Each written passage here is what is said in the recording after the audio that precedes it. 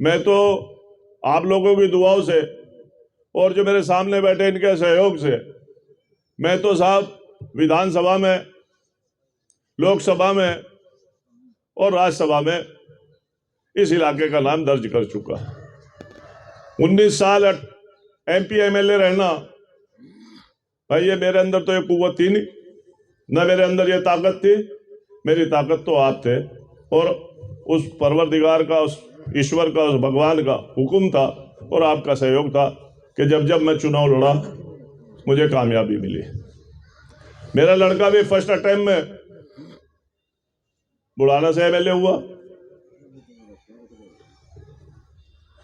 फिर उसके बाद आम चुनाव आए 22 के,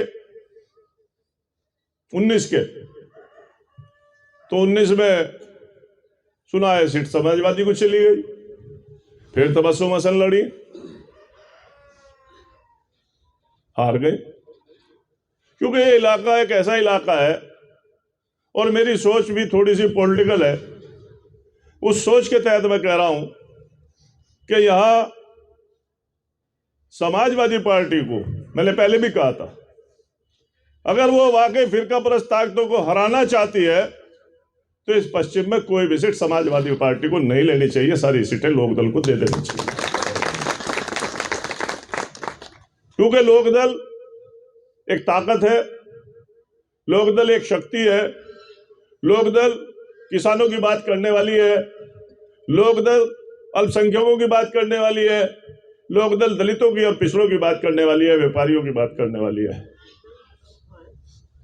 और जो फिरका परस्त ताकत, भाई तो आ जाओ, पीछे आ जाओ, चाहे तो ऐसा कर लो, क्योंकि सामने वालों के चेहरे ढक जाएंगे जो कुर्सियों पर बैठे। रविंदर आगे आ जाओ बेटे। तो लोकदल एक ताकत है, यहाँ लोकदल को यहाँ अपनाना चाहिए।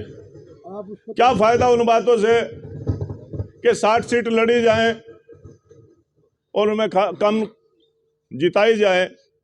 अरे ऐसे माहौल बनाओ। क्या हुआ भाई, चल रहा करियो भाई, क्या हो गया?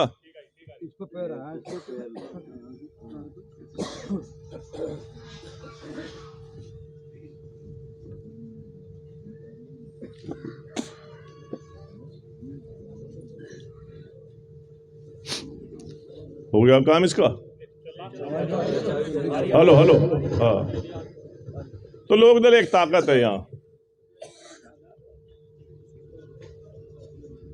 तो हमारी विधानसभा में जब नवाजिश को टिकट नहीं मिला, हमारे भाई, छोटे भाई अशरफ अली खान आपके बीच में है, क्या हमारी तरफ से इनके लिए कोई कोर कसर बाकी रही? क्या परसन चौधरी के लिए कोई कोर कसर बाकी रही? नाहिद हसन के लिए कोई कमी रही?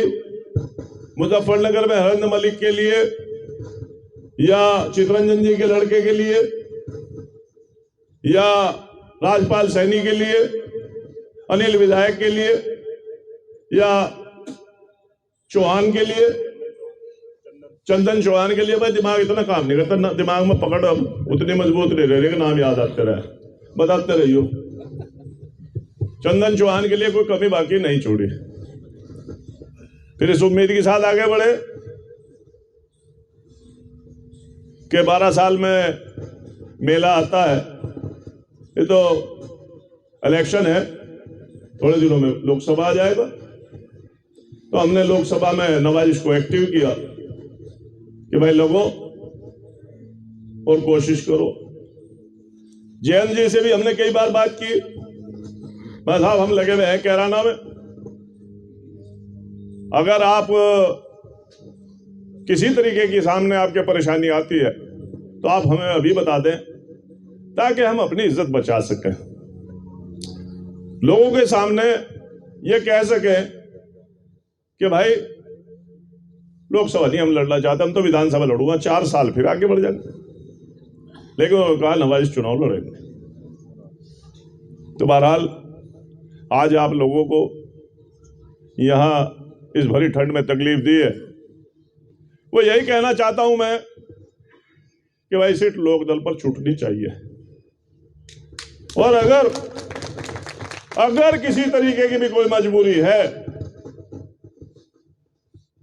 तो मैं कहना चाहूंगा कि अगर ये सीट समाजवादी के हिस्से में जाती है तो हमें कोई दिक्कत नहीं है, लेकिन समाजवादी पार्टी अपना उम्मीदवार समाजवादी के सिंबल पर लड़ाए।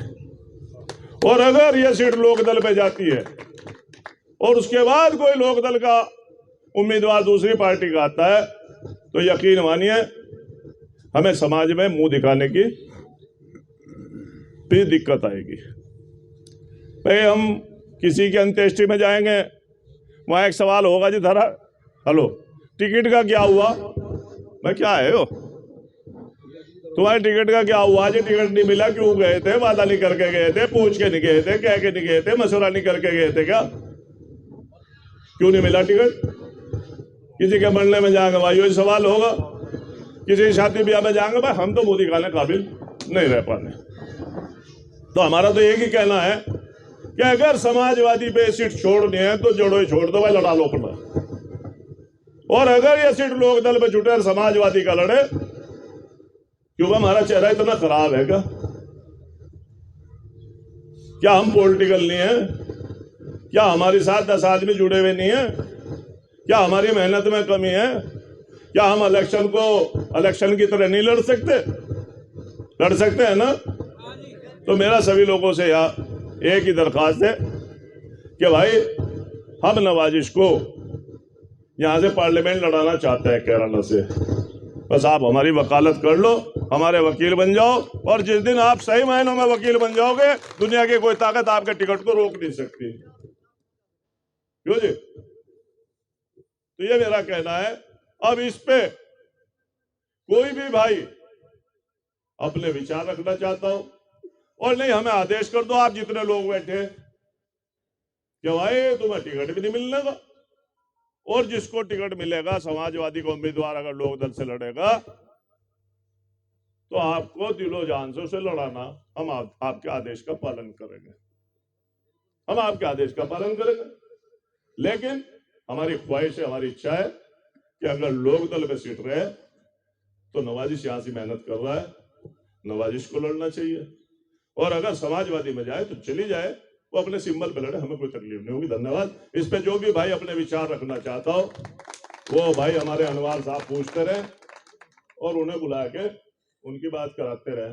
भाई इधर से ले लो, रविंदर भाई है और है, भाई अरविंद है, हमारे पंकज जी है, भाई पवार साहब हैं, सचिन है, और ये मीटिंग की तैयारी के लिए मीटिंग बुलाई थी,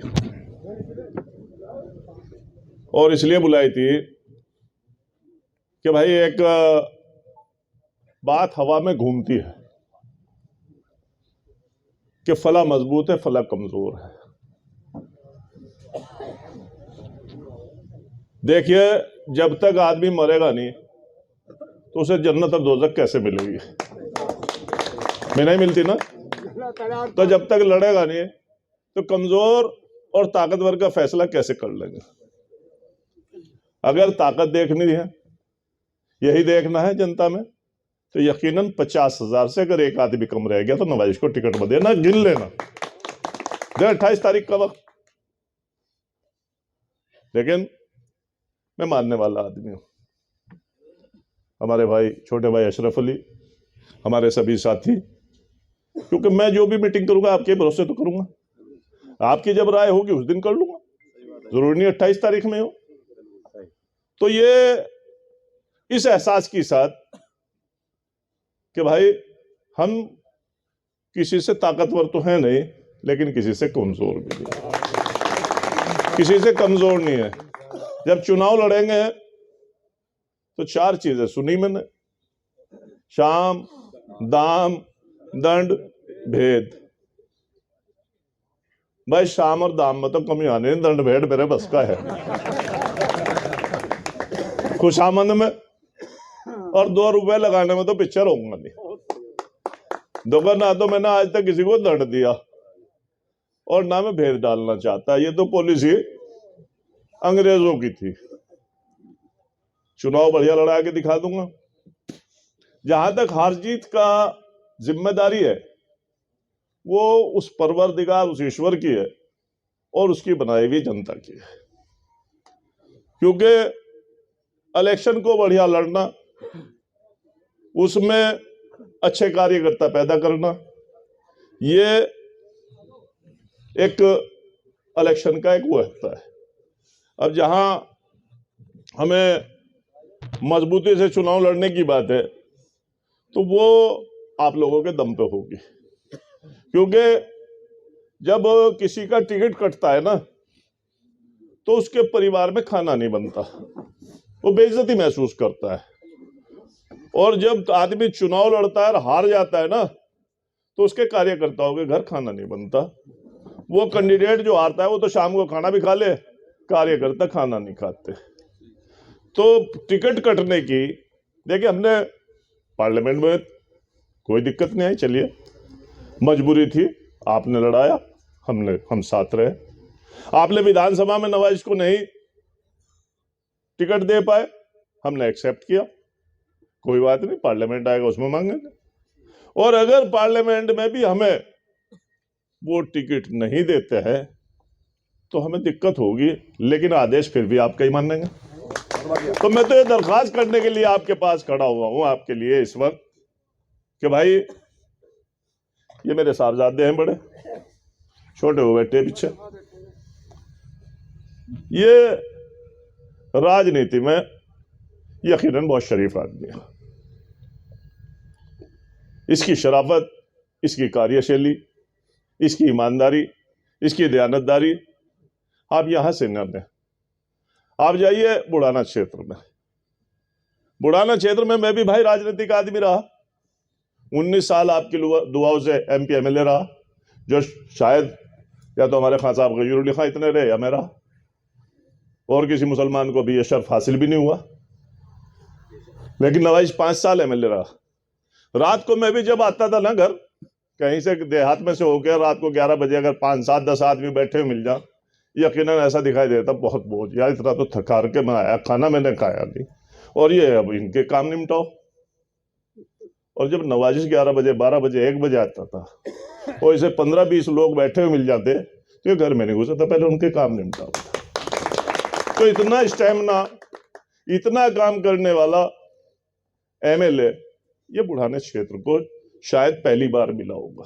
आप पूछिए, हमारे सामने 3 जाट भाई वहां लड़ रहे थे चुनाव, और उसके बावजूद 3000 वोट नवाजिश के खाते में गए थे, जाट भाइयों के। तो ये कहीं ना कहीं ये तो पहली बार लड़े थे, इन्हें तो नहीं जानते थे लोग तो मुझे जाने थे। तो मेरा ही काम, पहली बार अगर कोई चुनाव लड़ता है तो वो उसके बड़ों के, बुजुर्गों के कारनामों पे मिलता है वोट, और अगर दूसरी बार कोई लड़े तो उसके अपने कारनामे हो जा। तो भाई उस वक्त जब ये जीते थे तो मेरे कारनामे थे, और इसने मेहनत करी, लोगों ने बस किस्मती रही हमारी, हालात ऐसे पैदा हो गए थे यहाँ हमारे जिले के, खासकर उससे पूरे हिंदुस्तान में माहौल खराब हो गया था। अरे भाई हम हैं, हमें अल्लाह ने मुसलमान के घर में पैदा किया, आपको हिंदू के घर में पैदा किया। मुसलमान यहाँ माइनॉरिटी में है, हिंदू भाई यहाँ मेजोरिटी में है। तो मेजोरिटी किसे कहते हैं? बड़े को, और माइनॉरिटी किसे कहते हैं? छोटे को। तो जो आप हमारे बड़े भाई हैं, हम आपके छोटे भाई हैं। क्या हम बड़े भाई से जिद नहीं कर सकते कि मेरे इस छोटे भाई के लड़के को चुनाव लड़ावे आप लोग? ये मेरी जिद है। मैं अपनी जिद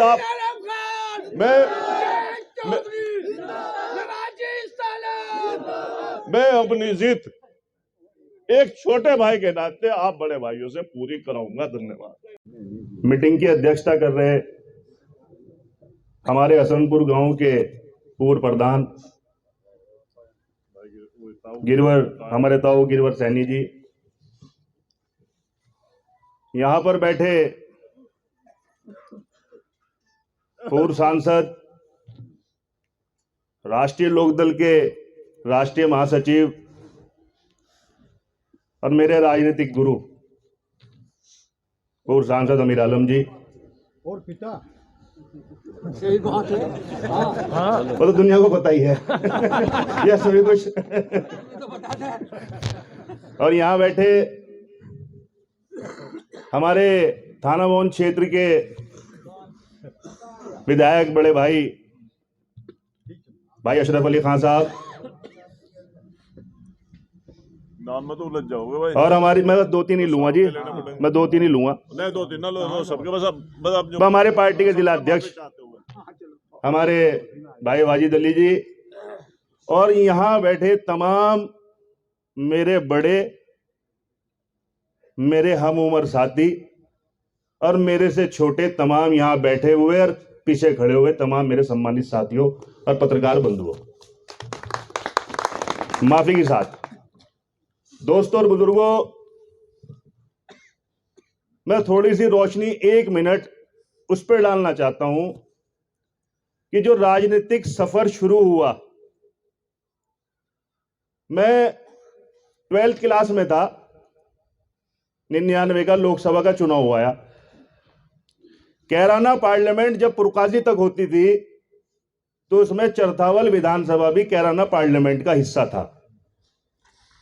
चरथावल विधानसभा के में एमपी साहब ने जिम्मेदारी लगाई और उस जिम्मेदारी के साथ मैंने चरथावल विधानसभा में घूमना शुरू किया। तो वहां एक गांव है हैबतपुर, जैसे माइक आज चचा ने मेरे हाथ में पकड़ाया, वहां माइक मुझे एक हैबतपुर गांव में पहली बार मेरे हाथ में आया था। तो उन्होंने कहा कि भाई जो कैंडिडेट हैं अमीर आलम जी, उनके बड़े लड़के हैं, ये कुछ कहना चाह रहे। तो मैंने एक अल्फाज ये कहा था कि भाई मेरे पापा को वोट दियो। वहां से पहली बार माइक हाथ में लिया था। फिर सिलसिला शुरू हुआ और आप लोगों की दुआओं से, प्रार्थना से इन्हें लोकसभा में जाने का मौका मिला। और जब लोकसभा में गए तो अपनी ग्रेजुएशन भी होती रही और इनके काम में हाथ बटाने लगा। और ऊपर वाले का कर्म यह हुआ कि 2012 में जब मैं बुढ़ाना विधानसभा में पहुंचा और उस इलाके के तमाम सम्मानित लोगों से मुलाकात हुई, वोट की अपील हुई, घर घर जाना हुआ, डोर टू डोर हुआ, कर्म है पहले ही चुनाव में इस अदना से आदमी को आप लोगों के जरिए कामयाबी मिली। आज यहां मीटिंग बुलाई गई 2017 में आदरणीय जैन जी के दिशा निर्देश पर हम लोग राष्ट्रीय लोकदल में आए, एक परिवार में आए, अपने पुराने घर में आए और स्वर्गीय चौधरी अजीत सिंह जी के और उनके सपनों के हाथों को मजबूत करने का काम हमने शुरू किया। चौधरी साहब जब मुजफ्फरनगर से लोकसभा का चुनाव लड़ रहे थे तो बुढ़ाना विधानसभा क्षेत्र मुजफ्फरनगर लोकसभा क्षेत्र का हिस्सा था। मुझे एक छोटे से इतना से कार्यकर्ताओं को भी मौका मिला अपने नेता का काम करने के लिए, उनके साथ रहने के लिए, उनके साथ फिरने के लिए। लेकिन बदकिस्मती हमारी ये रही कि स्वर्गीय अजीत सिंह जी इस दुनिया में नहीं है, उस टाइम हम चुनाव नहीं जीत सके। देखिए चुनाव है, चुनाव में आदमी जीतता भी है और चुनाव में आदमी हारता भी है, दोनों चीज होती है, जीत और हार। लेकिन हमारी पार्टी, एक विधायक था वो भी छोड़ के चले गए थे। अब जब हमारी पार्टी के 2022 में चुनाव आया, कर्म है ऊपर वाले का कि हमारे आज की तारीख में उत्तर प्रदेश के अंदर 9 विधायक राष्ट्रीय लोकदल के मौजूद हैं।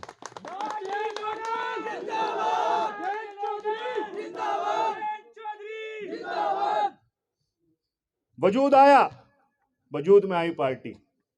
बहरहाल मैं आपके सामने खड़ा, किसी का जो विधानसभा में गए हैं वो मुझसे छोटे भी हैं, मुझसे बड़े भी हैं। मैं ये कहना चाहता हूं आपसे कि मैं एक राजनीतिक परिवार में पैदा हुआ। कर्म है ऊपर वाले का 4 बार विधायक रहे, लोकसभा रहे, राज्यसभा रहे, मंत्री रहे, वक्फ बोर्ड के चेयरमैन रहे और मुझे भी जनप्रतिनिधि आप लोगों ने बनाया। तो मैं एक क्षमा के साथ एक बात कहना चाहता हूं कि भाई जब राजनीतिक परिवार में हूं, राजनीति से जुड़ाव रखता हूं, तो मैं मस्जिद में इमामत करने और मंदिर में घंटा बजाने के लिए नहीं, एक कार्यकर्ता के तौर पे पार्टी को मजबूत करने के लिए आया हूं। नवाजी शाला! नवाजी शाला! जय चौधरी! राष्ट्रीय लोकदल! यहां बहरहाल मांगे कुछ वजूहात रही कि 22 में विधानसभा का टिकट मांग रहे थे, नहीं मिला। उसके बावजूद जब जब कहीं प्रोग्राम हुआ, चाहे ऊन का प्रोग्राम हो, चाहे चौसाने का प्रोग्राम हो, चाहे भैंसवाल का प्रोग्राम हो, चाहे जौले का प्रोग्राम हो, चाहे शाहपुर का प्रोग्राम हो, चाहे मुजफ्फरनगर डाक बंगले का प्रोग्राम हो, चाहे बुढ़ाने का प्रोग्राम हो, चाहे मीरापुर का प्रोग्राम हो, चाहे बघरे का प्रोग्राम हो, उसमें दिन रात एक कर कर लोगों को ले गया। मेरे भाई, सरकार मेरी नहीं, जनप्रतिनिधि मैं नहीं, और उसके बाद भी एमपी साहब का पुराना रसूख जो आज भरी ठंड में ये गवाह है, ये जनसमूह कि किसी के घर नहीं गए। आप लोगों का मोहब्बत प्यार है कि आप लोग हमारे बुलावे पे टेलीफोन पे आ जाते हैं। मैं आपकी गहराई से अपने दिल से आपका खैर मकदम करता हूं। नवाजी शाला! नवाजी शाला! इस भरी ठंड में आप लोग अपना समय निकाल कर आप लोग यहां आए, यह है मेरे लिए मेरी बड़ी बात, हमारे परिवार के लिए। क्योंकि आप लोग, मैं समझता हूं कि जो मोहब्बत प्यार आप दिखाते हैं हर प्रोग्राम में, वो आप लोगों के दिलों में इज्जत है, जगह है, जब भी आप लोग अपना समय निकाल कर आते हैं। तो दोस्तों और बुजुर्गों, निर्णय होगा आप सब लोगों का, आप सब लोगों का निर्णय आप लें। आप ये कहें कि नवाजी शालम तुम्हें कभी जिंदगी में चुनाव नहीं लड़ना, तो मैं कसम खाता हूं कि जो हमारे नेता मुझे आदेश करेंगे उसका पालन करूंगा। और अगर मेरे अंदर कोई क्वालिटी है और आप लोग चाहते हैं कि इस सिलसिले को आगे बढ़ाऊं, तो मेरी आप सब लोगों से दरखास्त है कि हमारे नेता आदरणीय जयंत चौधरी जी के लिए पार्टी को जैसे मजबूत किया, ऐसे ही लोकसभा में भी मजबूत कर दें। बहुत सी बातें हमारे पूर्व वक्ताओं ने कही, मैं उनकी बातों को बड़ी ध्यानपूर्वक सुन रहा था, बड़ी अच्छी अच्छी बातें कही, और मैं उनकी बात को अपनी बात में मिलाते हुए जो भी आप लोगों का हुक्म होगा, आप लोगों के साथ शाना बशाना होकर काम करूंगा। बहुत बहुत धन्यवाद।